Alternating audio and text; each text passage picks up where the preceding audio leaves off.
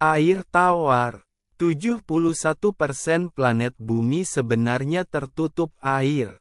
Namun yang merupakan air tawar hanya 2% dan yang mudah diakses hanya 1% saja. Sisanya sebagian besar terjebak dalam es. Untuk penggunaannya, di seluruh dunia, 70% hingga 80% air tawar digunakan untuk produksi pangan dan pertanian, kemudian 10% hingga 20% untuk industri. Berdasarkan National Geographic, hanya 0,007% air yang tersedia di bumi diperuntukkan bagi 7 miliar manusia.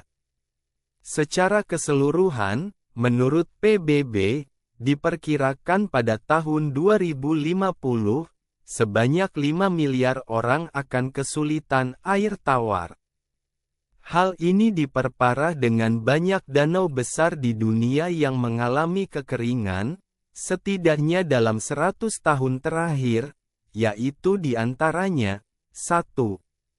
Laut Aral di Asia Tengah, kehilangan 90% volume. 2.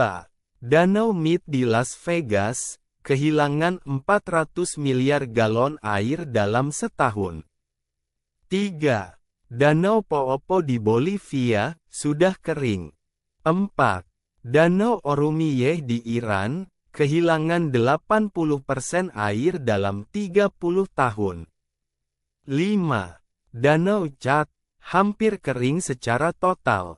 Padahal diperkirakan selama 30 tahun ke depan, kebutuhan air dari sistem pangan dunia diperkirakan baik sekitar 50%, dari kota dan industri naik 50% hingga 70%, dan dari energi 85%. Pemanasan global dan perubahan iklim menyebabkan es kutub mencair.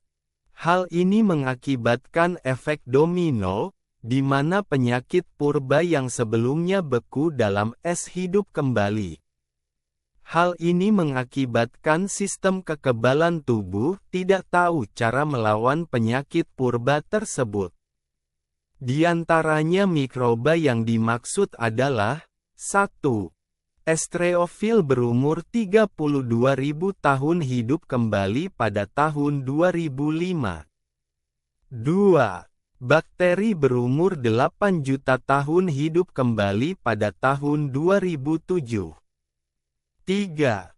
Cacing yang membeku berumur 42.000 tahun hidup kembali pada tahun 2018.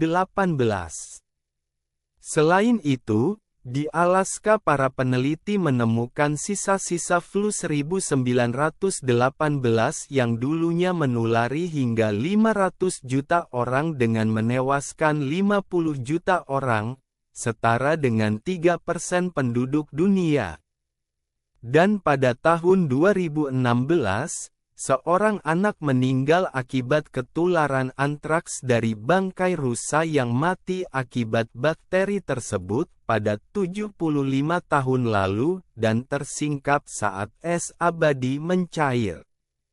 Di sisi lain, pemanasan global ini juga bisa menyebabkan mutasi yang menyebabkan mikroorganisme yang semula berkarakter biasa dan normal, atau tidak berbahaya, menjadi ganas. Mutasi yang berupa perubahan kromosom gen juga bisa menyebabkan perubahan sifat atau karakter individu dan mikroorganisme.